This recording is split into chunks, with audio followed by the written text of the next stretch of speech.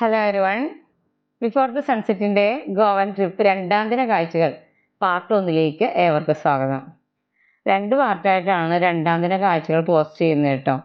കാരണം ഇന്ന് നാം കൂടുതൽ ടൂറിസ്റ്റ് പ്ലേസസ് എക്സ്പ്ലോർ ചെയ്യുന്നുണ്ട്. 1947 ഇന്ത്യ സ്വതന്ത്രയായെങ്കിലും പോർച്ചുഗീസ് അധീനതയിൽ നിന്ന് ഗോവ മുക്തയായിരുന്നില്ല.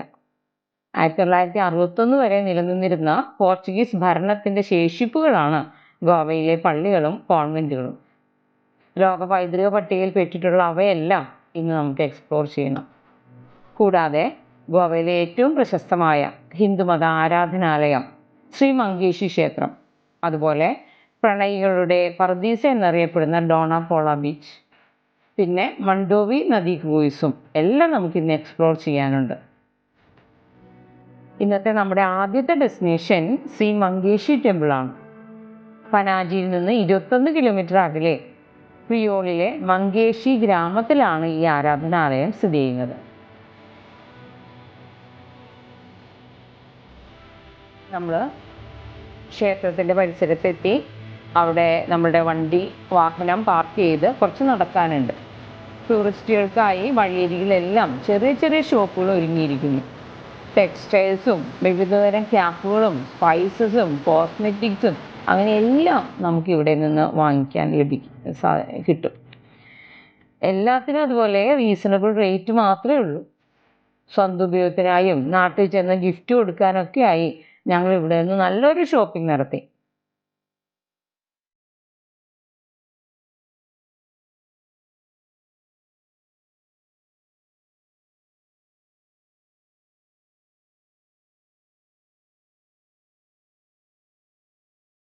ഇത് ശ്രീ മങ്കേഷി ക്ഷേത്രത്തിലേക്ക് കയറുന്നതിനുള്ള സ്റ്റെപ്പുകളാണ്. കുറച്ച് സ്റ്റെപ്പുകൾ മുകളിലേക്ക് കയറാനുണ്ട്. ഗോവയിലെ ഏറ്റവും വലുതും ഏറ്റവും പ്രശസ്തവുമായ ഹിന്ദുമത തീർത്ഥാടന കേന്ദ്രങ്ങളൊന്നാണ് ഈ ശ്രീ മങ്കേഷി ക്ഷേത്രം. ഇതിൻ്റെ വിളക്ക് ഗോപുരമാണ് ഈ കാണുന്നത്. ഇതിന് 7 നിലകളുണ്ട്. ഇവിടുത്തെ പ്രധാന പ്രതിഷ്ഠ ശിവനാണ്.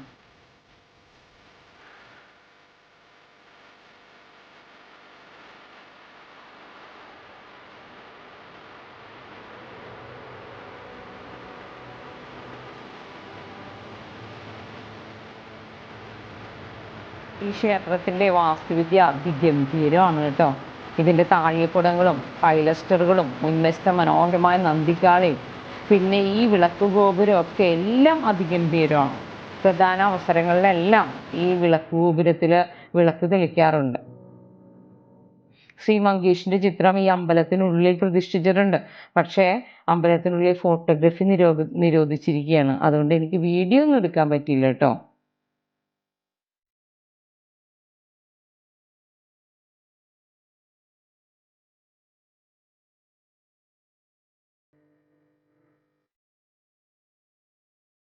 ഇവിടുത്തെ മഹാശിവരാത്രി ഉത്സവം അതിഗംഭീരമാണ്.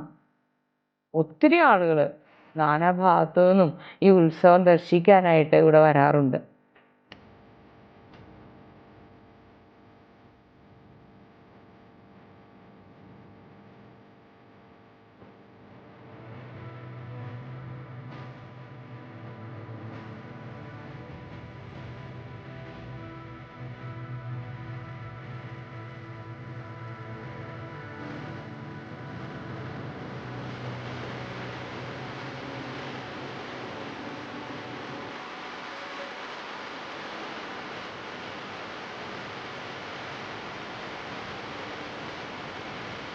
ശ്രീ മങ്കേഷി ക്ഷേത്രത്തിൽ നിന്ന് നമ്മൾ അടുത്ത ഡെസ്റ്റിനേഷൻ ശ്രീ അഗസ്റ്റിൻ ടവറിലേക്ക് നീങ്ങുകയാണ്.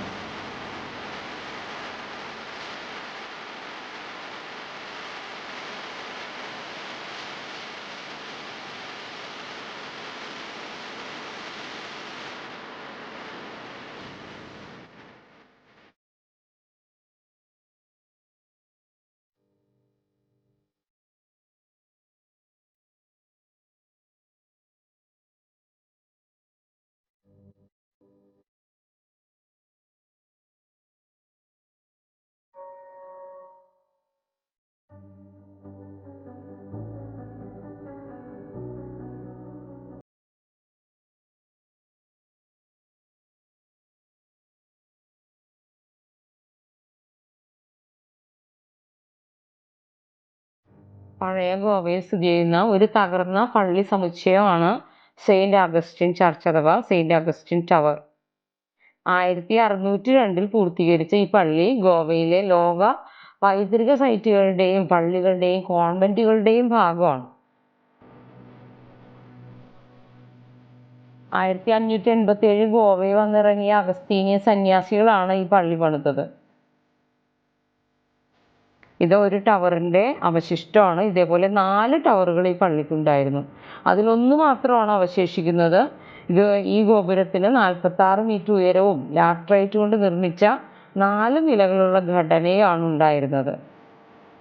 ഈ സമുച്ചയത്തിൽ 8 ചാപ്പലുകളും 4 അൾത്താരകളും ഒരു കോൺവെന്റും ഉണ്ടായിരുന്നു. 1835 ഗോവയിലെ പോർച്ചുഗീസ് സർക്കാരിന്റെ പുതിയ അടിച്ചമർത്തൽ നയങ്ങൾ പ്രകാരം ഗോവയിലെ നിരവധി മതപരമായ ഉത്തരവുകൾ ഒഴിപ്പിക്കൽ തുടങ്ങിയതോടെ പള്ളി ഉപേക്ഷിക്കപ്പെട്ടു. തുടർന്നുള്ള അവഗണനയിലാണ് ഈ പള്ളി തകരുവാനായിട്ട് കാരണമായത്.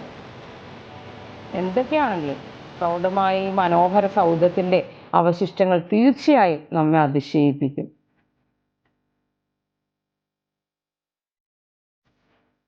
ഗോവയിലെ ഏറ്റവും കൂടുതൽ സഞ്ചാരികൾ സന്ദർശിക്കുന്ന വിനോദസഞ്ചാര കേന്ദ്രങ്ങളിലൊന്നാണ് ഈ അഗസ്റ്റിൻ ടവർ.